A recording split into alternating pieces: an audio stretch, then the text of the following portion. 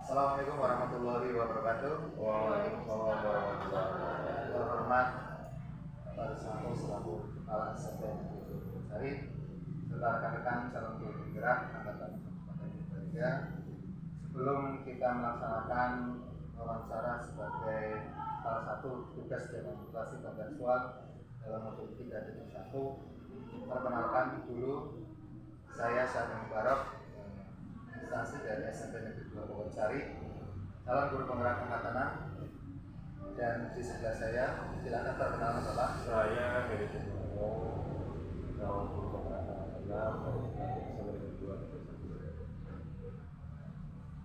Saya Siti Faiza Tina Amalia, calon guru penggerak angkatan 6 dari SMP Negeri 2 Purwosari.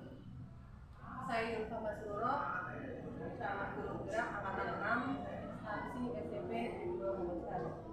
Baik Bapak Ibu, sebelum kita melaksanakan wawancara, langkah baiknya kita senantiasa mengaturkan bersyukur atas kehadiran Allah Subhanahu wa Ta'ala, di mana pada kesempatan hari ini kita bisa bertatap muka dengan beliau Bapak Riswanto selaku Kepala SMP Negeri 2 Purwosari, yang sekaligus sebagai narasumber kita untuk melaksanakan wawancara sebagai pelengkap tugas dan amanat kontekstual pada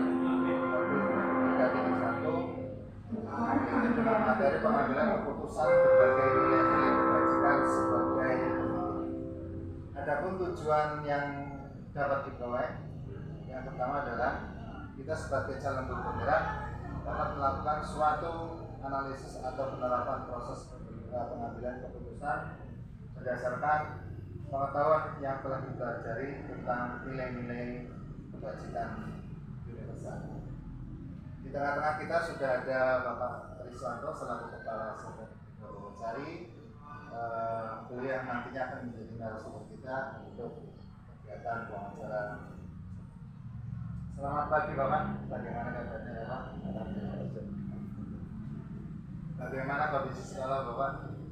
Baik-baik saja. Baik-baik saja. Oke Bapak.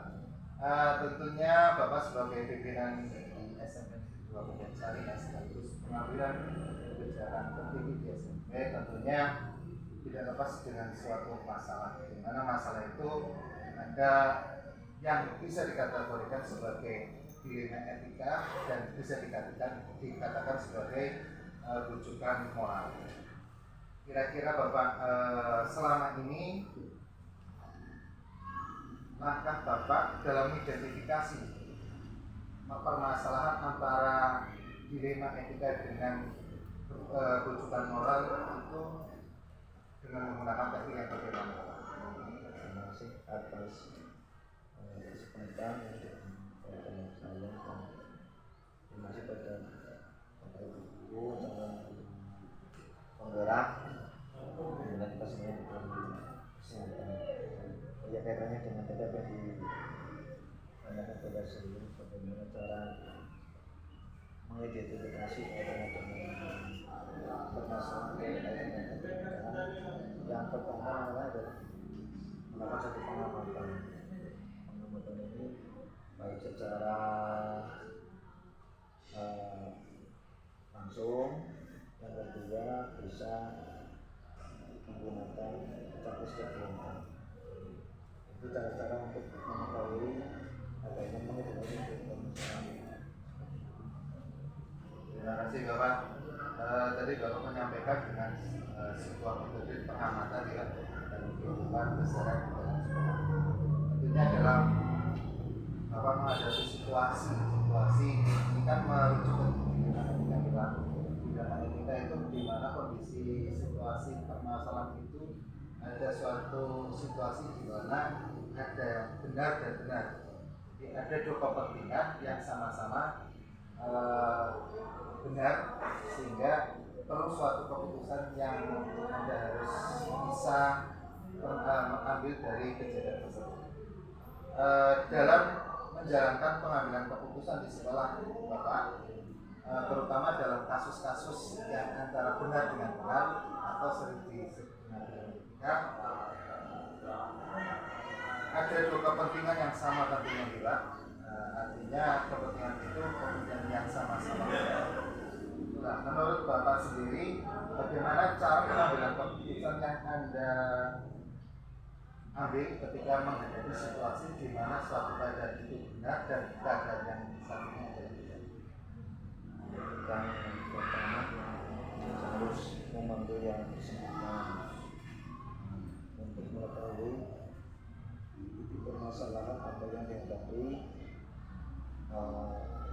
beliau. Harus mendengar keluh kesah atau apa yang menyebabkan hal itu bisa terjadi dan itu bisa terjadi. Setelah itu nanti kita bisa menyimpulkan permasalahan apa, bisa mengetahui mengapa bisa seperti itu. Jadi harus ada ditanya dulu yang bersangkutan kok ada seperti permasalahan, baru nanti saya bisa mengambil suatu kebijakan, keputusan, langkah-langkah untuk kebaikan yang bersangkutan demi kelancaran dalam melaksanakan.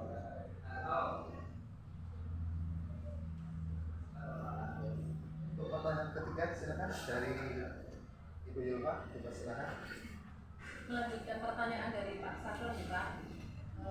Bapak tadi sudah menyampaikan bahwa dalam menjalankan pengambilan keputusan di sekolah sudah melalui pemanggilan yang bersangkutan atau pengecek informasi, terus yang kedua mengidentifikasi permasalahannya, lalu kemudian menyimpulkan, dan yang terakhir adalah mengambil kebijakan keputusan yang sesuai apa yang Bapak.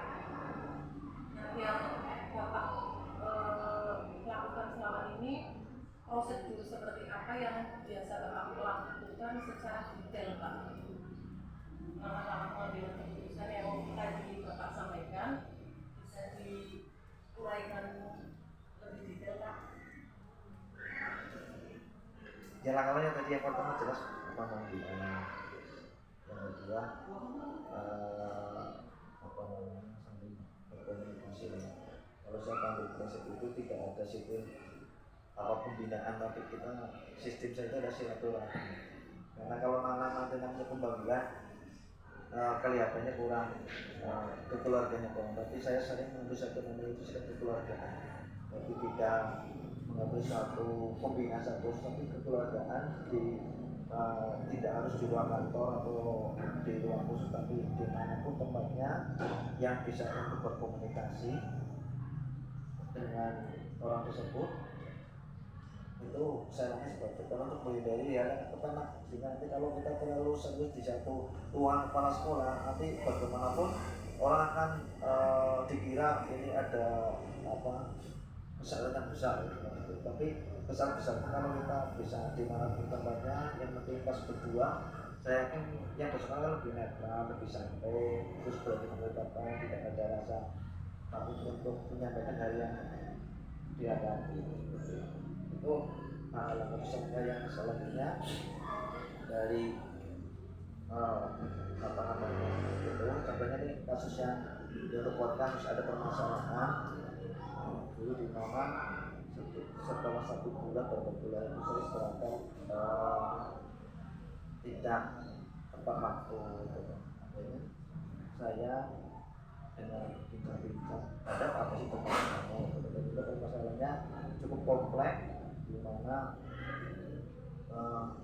big motornya itu dipakai untuk anak-anak untuk sekolah, dan beliau dari rumah ke sekolah cukup jauh seperti itu.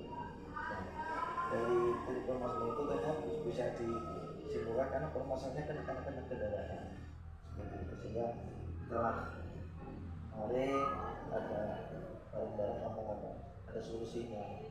Karena yang namanya aturan sekolah atau pemerintah kerja mesti harus tetapi anak sekolah juga bisa berjalan. Maka solusinya adalah ibunya harus barangkali bareng dengan anaknya karena satu jalur. Itu kan sana sih bisa berjalan. Hanya harus berangkatnya lebih asik mengikuti anaknya, tapi kan itu akhirnya bisa ada solusi yang baik. Anak juga bisa berangkat bisa pakai motor, yang bersangkutan bisa berangkat sekolah sebetulnya waktu aturan. Gitu Pak. Berarti kalau boleh saya simpulkan dari beberapa langkah yang sudah Bapak sampaikan itu penekanannya ada pada pendekatan humanis seperti kita sharing secara kekeluargaan untuk menciptakan kondisi yang senyaman mungkin agar orang yang sedang kita ajak berdiskusi itu bisa mengenali permasalahan. Kemudian Bapak juga berusaha mengajak berdiskusi agar bisa memahami alasan-alasannya, dan dari situlah muncul solusi dengan win-win solution. Terus pertanyaan berikutnya, apakah langkah-langkah yang sudah Bapak sebutkan tadi cukup efektif Pak untuk mengatasi untuk dalam pengambilan keputusan? Kalau menurut saya itu sederhana, tetapi bisa diselesaikan. Terus hubungan antara saya dengan yang bersangkutan juga insya Allah tidak ada masalah, karena tadi dilakukan dengan cara hubungan keluargaan, tidak secara kedinasan seperti itu. Jadi sama sisi kepemaan dan bisa diselesaikan dengan baik. Berarti dapat disimpulkan langkah-langkah yang sudah Bapak tempuh dalam mengambil keputusan itu efektif ya Pak. Untuk pertanyaan selanjutnya akan disampaikan oleh Ibu Yulfa. Melanjutkan ya Bapak, terkait dengan tadi hal-hal apa saja yang selama ini merupakan tantangan bagi Bapak dalam mengambil sebuah keputusan pada kasus-kasus dilema etika yang tadi Bapak sampaikan. Tantangannya seperti apa? Tantangannya ya yang pertama, karena itu berhubungan dengan manusia, yaitu kayu pekan. Karena kita orang Jawa, bukan berarti saya itu takut, tapi harus benar-benar dipertimbangkan dengan baik. Jangan sampai saya bilang seperti ini malah menimbulkan sakit hati bagi yang bersangkutan. Jadi kalau saya simpulkannya masalah diselidiki ketika masalahnya langkah-langkahnya harus seperti ini misalnya gitu, yang nanti supaya yang bersangkutan tidak merasa tersinggung, tetapi menerima dengan baik, emosi terjalan, masalah selesai. Yang kedua masalah pada waktu karena Bapak Ibu guru mengajar sehingga kadang-kadang sulit untuk mencari menemukan yang pas untuk diajar untuk masalah itu. Ya Pak, jadi untuk masalah waktu gitu ya. Nah, apakah Bapak punya jadwal tertentu Bapak ketika misalnya Bapak mau menyelesaikan sebuah kasus dilema, apakah Bapak itu punya semacam tata cara atau jadwal tertentu untuk menyelesaikan permasalahan tersebut? Apakah Bapak juga langsung menyelesaikan di tempat atau Bapak mencari jadwal? Bagaimana Bapak mencari waktu yang tepat, atau apakah punya jadwal tertentu dalam sebuah penyelesaian kasus? Kalau jadwal saya tidak punya jadwal, karena saya melihat gurunya dulu yang mau saya untuk ajak ngomong. Situasinya bagaimana beliau? Situasinya beliau dalam keadaan senang atau gembira, ataukah ada masalah? Karena kalau suatu masalah, punya masalah, kita ajak untuk menyelesaikan masalah, menimbulkan nanti malahan tambah masalah yang akhirnya malah menimbulkan tambah masalah. Tapi bisa cari Bapak Ibu guru kan situasi yang beliau sedang kosong, tidak mengajar, situasinya kelihatan sedang lagi gembira, saya ambil seperti itu. Jadi hasilnya waktunya kondisional. Saya kondisional. Terima kasih Bapak. Pertanyaan berikutnya akan disampaikan oleh Pak Heri. Terima kasih Bu Dina. Tadi saya mendapat pertanyaan dari teman-teman. Yang terakhir saya terdapat metode pertanyaan dari saya. Terus sebelumnya saya setuju sekali dengan Bapak bahwa ketika kepala sekolah mau melakukan membakar waktu menggunakan suasana itu agar nanti ketika menolak cukup masalah dari saya setuju sekali Pak. Terus pertanyaan berikutnya Pak, ini adakah seseorang atau faktor-faktor apa yang selama ini mempermudah atau membantu Bapak dalam mengambil keputusan dalam kasus-kasus di narkotika? Ada tidak Pak? Adakah seseorang atau faktor-faktor apa yang selama ini mempermudah atau membantu Bapak dalam mengambil keputusan dalam kasus narkotika? Faktornya ya membuat kekeluargaan, silaturahmi itu saja. Jadi ya kekeluargaan silaturahmi itu saja sampai tidak ada apa yang kekeluargaan silaturahmi. Karena kalau sudah satu keluarga silaturahmi kita nanti betul-betul kalau tak keluargaan apapun dapat diselesaikan. Saya situnya seperti itu. Terima kasih Pak. Pertanyaan yang terakhir Pak, dari semua hal yang telah disampaikan, pembelajaran apa yang dapat Bapak petik dari pengalaman Bapak mengambil keputusan di narkotika? Pelajaran yang saya ambil yang pertama, jangan pernah takut dalam hidup. Siapapun yang salah, siapapun yang punya masalah, tidak melihat itu usia, tidak melihat itu senior, maka seorang pimpinan harus berani untuk bisa melesaikan, menegur, mengingatkan. Itu tak aneh pengalaman, karena dengan semuanya disampaikan sama maka sekolah insya Allah tidak akan ada masalah. Itu tak kalah membeda-bedakan, tapi mereka yang senior dibiarkan maka akan timbul banyak masalah dari terutama dan intinya ya semakin banyak itu ya banyak pengalaman, banyak belajar. Terima kasih Bapak, itu pertanyaan dari saya yang dua. Nantinya waktu kami kembalikan pada langsung membawa masalahnya. Oke, terima kasih. Tadi sudah disampaikan beberapa pertanyaan yang sudah dijawab dengan detail dan kami sudah mendapatkan banyak informasi dari Bapak.